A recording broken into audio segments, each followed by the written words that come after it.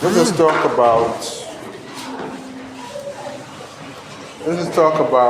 Charles Nnolim's A House Divided. Charles Nnolim's A House Divided. So, this is an essay. A House Divided is an essay by Charles Nnolim. The complete title for the essay is A House Divided, Feminism in African Literature.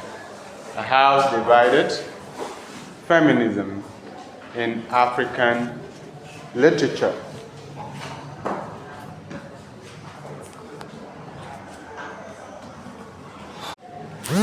The essay was published in 2010. The essay was published in 2010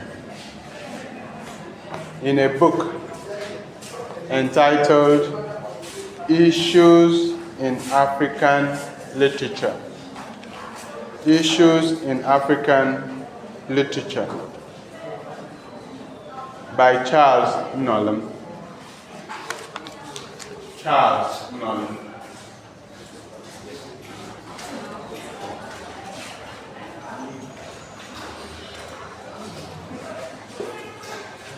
The spelling of Charles Nnolim is on the board.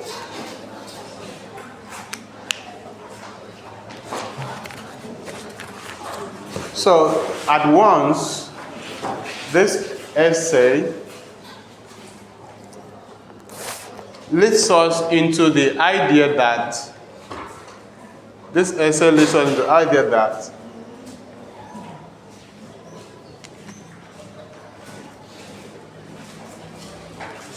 feminist practices in African literature is what is being scrutinized in the essay.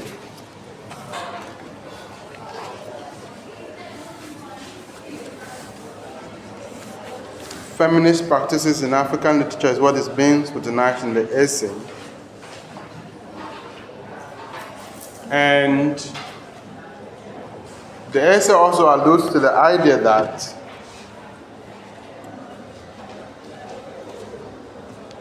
the practice of feminism in Africa has differences with how it is practiced in the Western world. And that is why we have Western feminism and African feminism.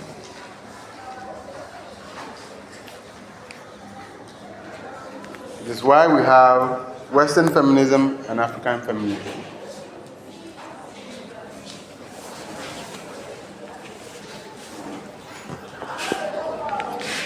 So in this essay, Nnolim takes us through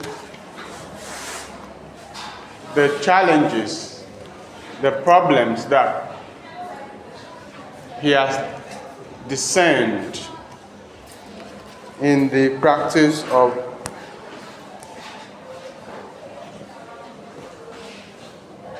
feminism in African literature. That is, if we look at feminism as a Western construct, a Western ideology, Western gender ideology imported into Africa through Western education. And then African feminists are struggling to adapt the ideology to the African environment.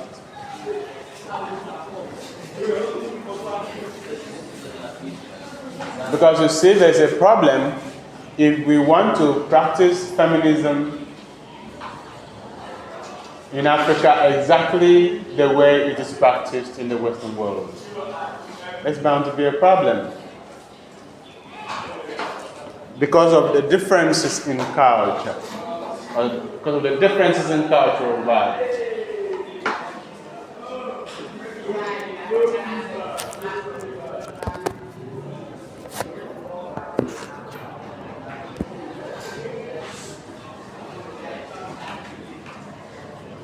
So, in practicing feminism in Africa, African feminists had to revise, adapt the notion, the feminist ideology, and make it work within the context of African culture, within the context of African values.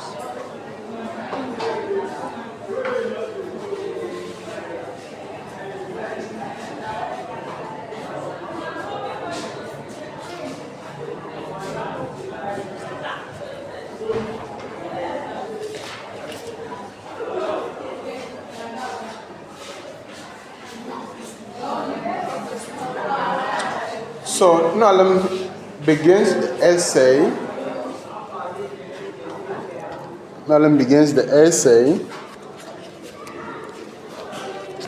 By tracing the origins of feminism to the Western world.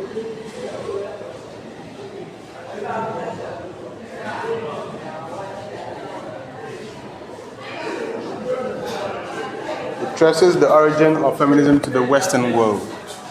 And now it is practiced there, beginning, or how it has been ideologized over there, beginning with a text like A Vindication of the Rights of Women by Mary Wollstonecraft, published in 1792, which is one of the founding texts of feminism.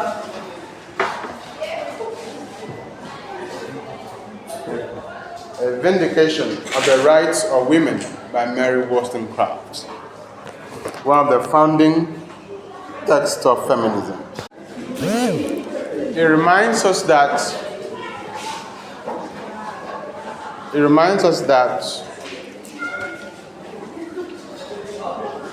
the agitation for gender freedom,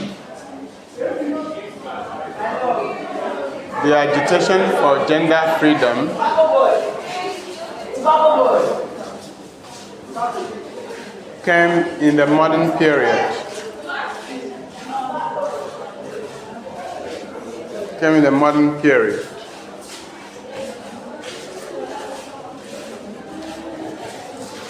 Alongside other forms of agitation for freedom.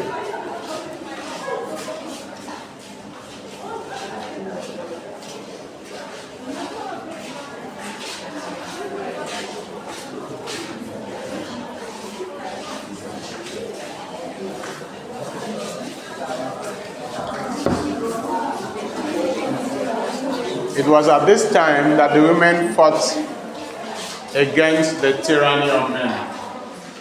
At this time that the women fought against the tyranny of men.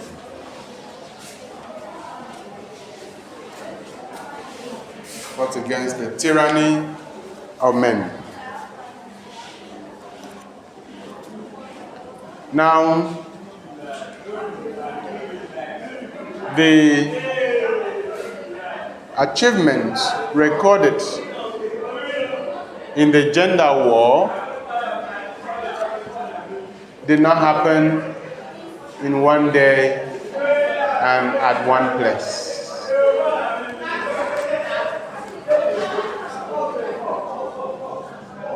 The achievements, the successes recorded in gender wars did not happen in one place did not happen in one day and at one place. It was a series of agitations, and of course, you understand, when you are oppressed, the oppressor will not give you your rights all at once. So it's gradual. The grant, and so on and so forth.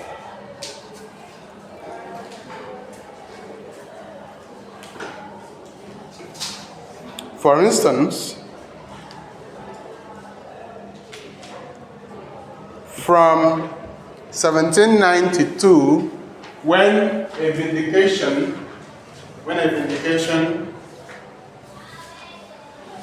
of the rights of women by Mary Wollstonecraft was published, it was in 1928 that women in England won the right to vote. It was in 1928 that women in England won the right to vote as one of the achievements of the first wave. It was the suffragette movement.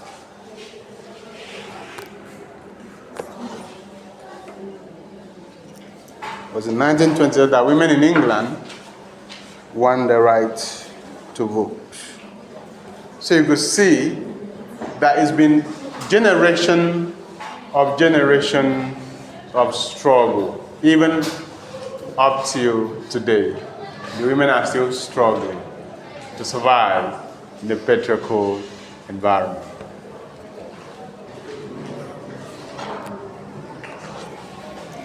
In gender studies,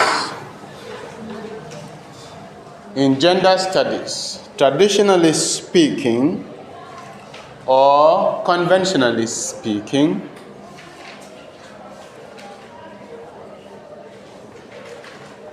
we are examining the gender relations, specifically the relationship between the man and the woman.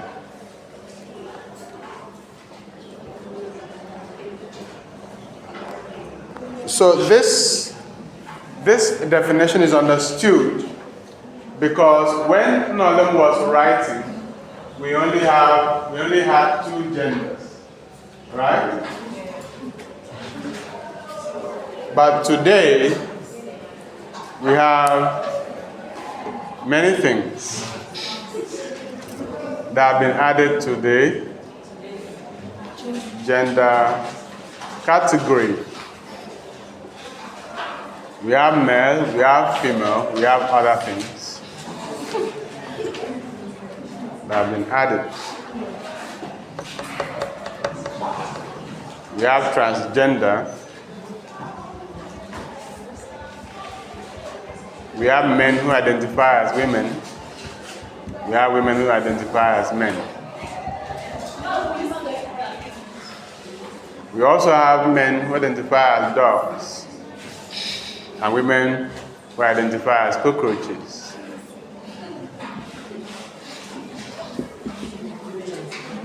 So right now, gender is not fixed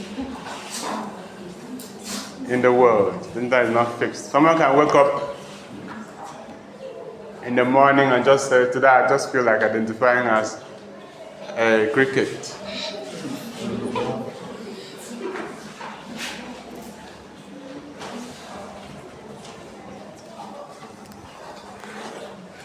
So that's why in gender forms now, they'll say male, female, other. So that other is now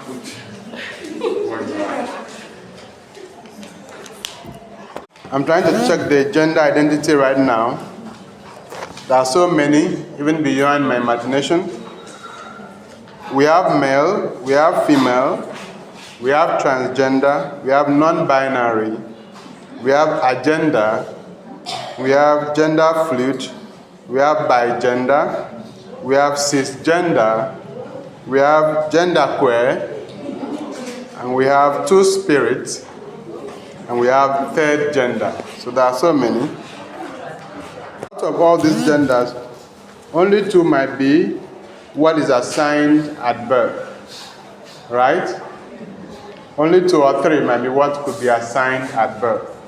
The rest, you just assign yourself, change yourself, and then become what you want to become, right?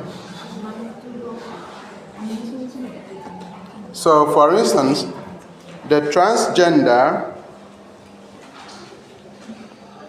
is used to refer to individuals whose gender identity differs from the sex they were assigned at birth.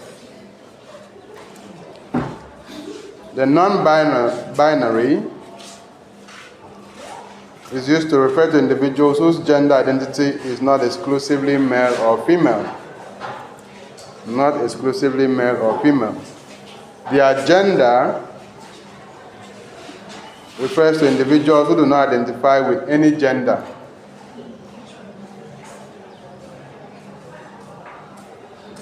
In their agenda, those who identify do not identify with any gender, any known gender. Gender fluid is for individuals whose gender identity shifts or changes over time. Gender fluid would be for those whose gender identity changes or shifts over time. Bigender is used for individuals who identify with both male and female genders. Cisgender is for individuals whose gender identity aligns with the sex they were assigned at birth. Whose gender identity aligns with the sex they were assigned at birth, as cisgender. Genderqueer is for individuals who identify with a gender outside of the traditional gender binary. Genderqueer is for individuals who identify with a gender outside of the traditional gender binary. We have two-spirit. Two-spirit is used in America to describe individuals who embody both masculine and feminine spirits. Then you have third gender, used in some cultures to describe individuals who are neither male nor female. So the terms do overlap.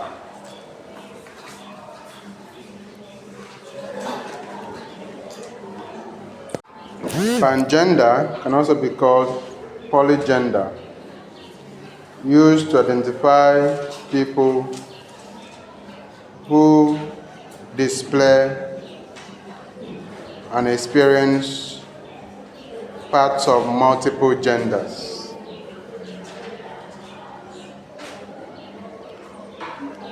Okay, so that was just to let you have an idea of what the gender mix is right now, and to see how much we have departed from how Nnolim construes the gender in this essay, which was published in 2010. So traditionally we have gender studies discusses, examines the relationship between the man and the woman.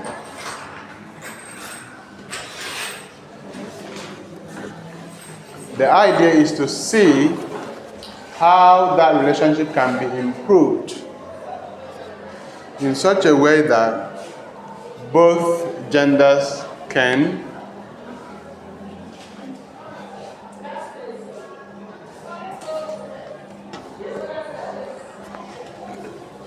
stay in peace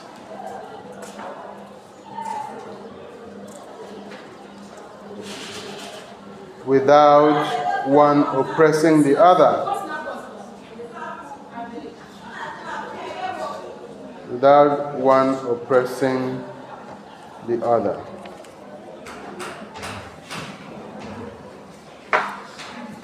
And this war, this fight for gender freedom has been as old as time itself,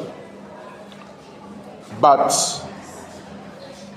became prominent in the modern period.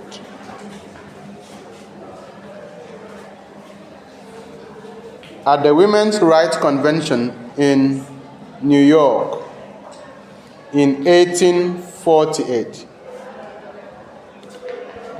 at the Women's Rights Convention in New York in 1848.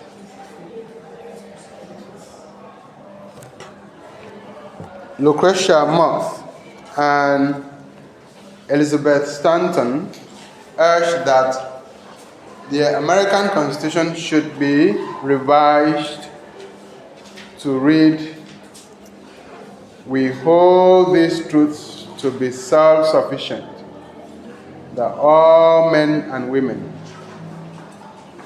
are created equal."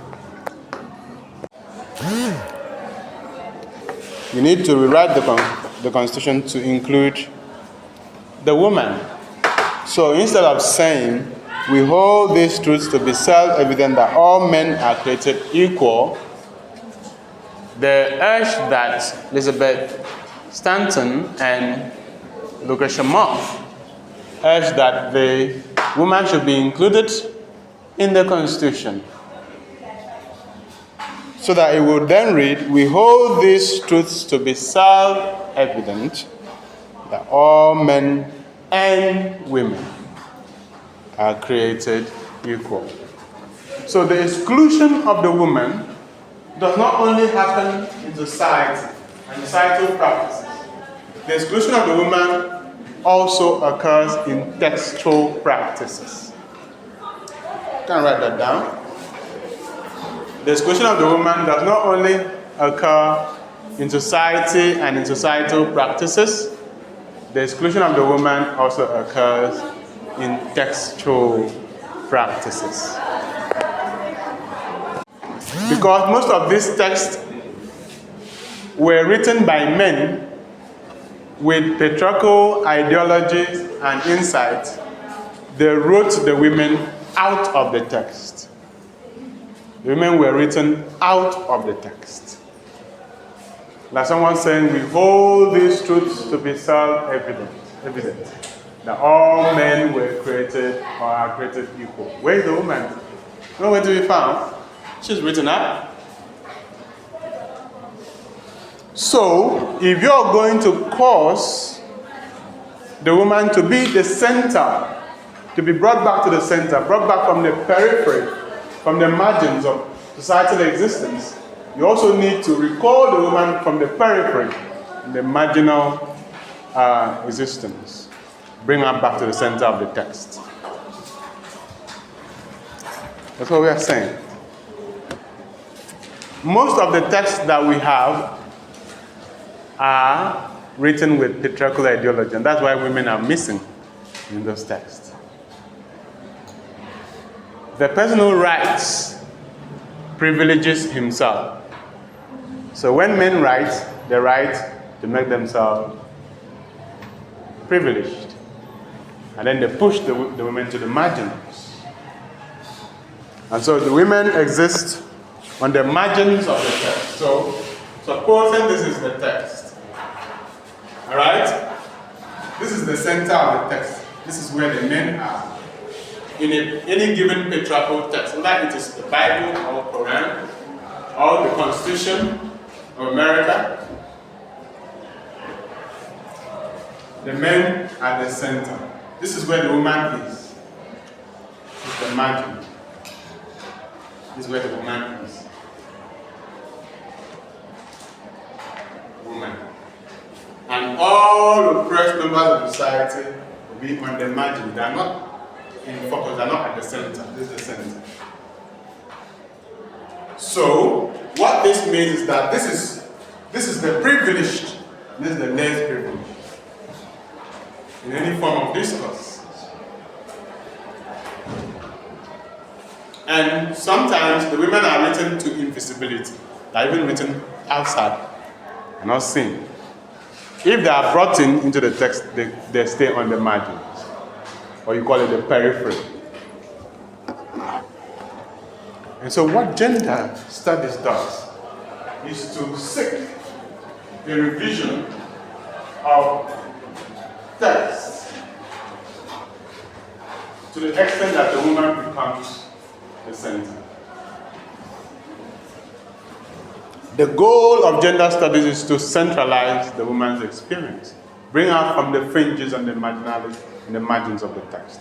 Bring out from the periphery of the text to the center of discussion. Because all the stories were told by men. And in telling the stories, they excluded the woman.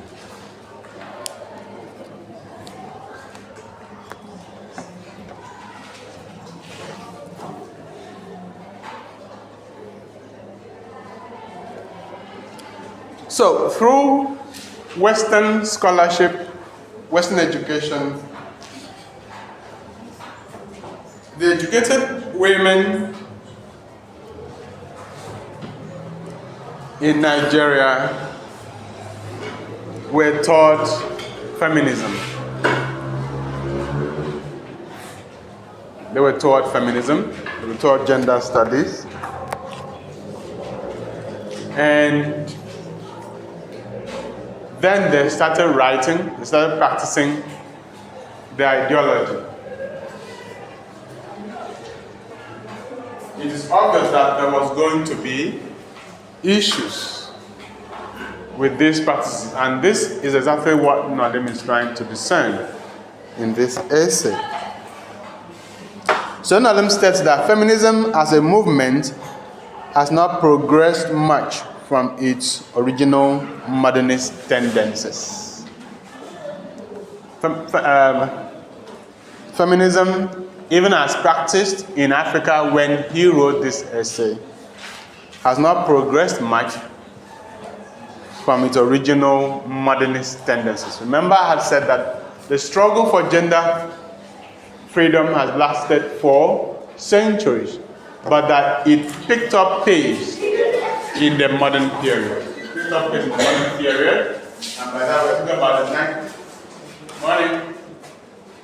1900s, right? Talk about the 1900s. 1900. That's the modern period.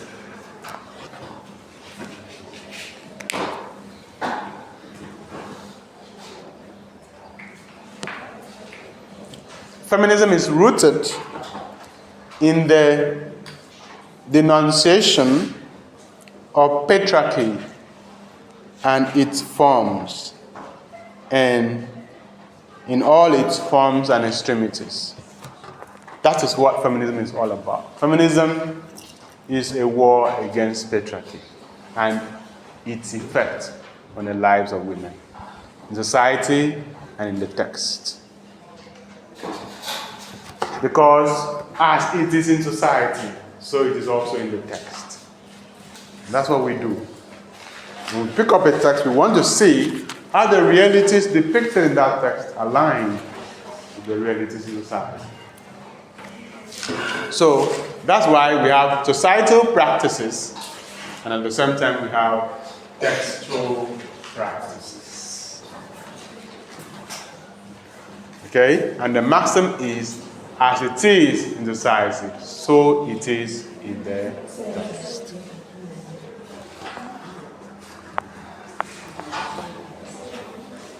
So the goal of feminism is to denounce patriarchy in all its forms and extremities.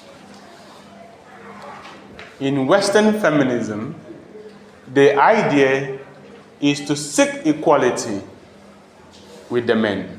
In Western feminism, the idea is for the woman to do what? To seek equality with the men. Alright? Now, how that is possible in Africa is left for us to imagine. Alright? How that same goal can be practiced, can be achieved in Africa is left to be for us to imagine. Alright? But we know that in Western feminism, the goal is for the women to do what? Seek equality with the man. Because all human beings are equal. That's the assumption. So there's no way you will say that the woman is less than the man. Okay? Feminism kicks against that.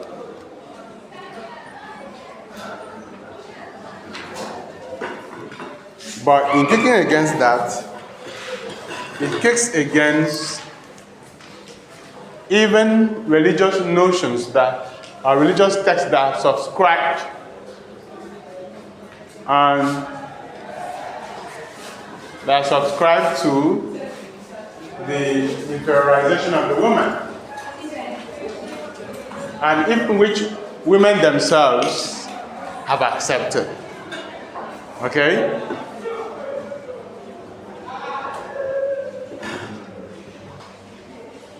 That the man should be the head.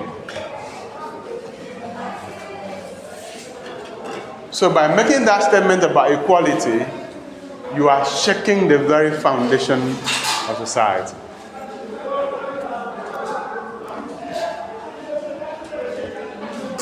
And when it comes to Africa, the situation is completely different.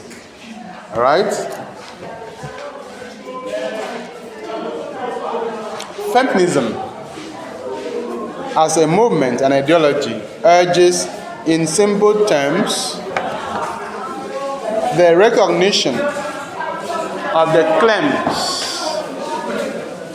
of women for equal rights with men.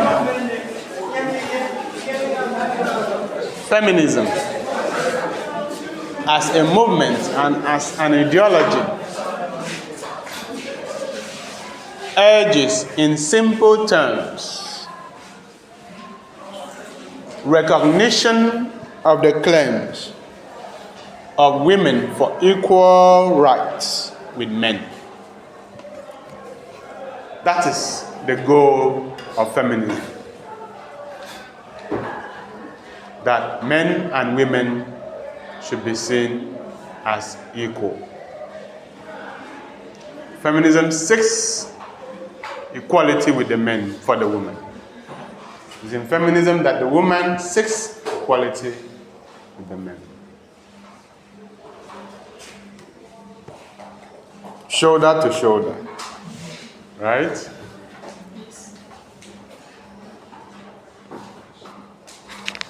Because what a man can do,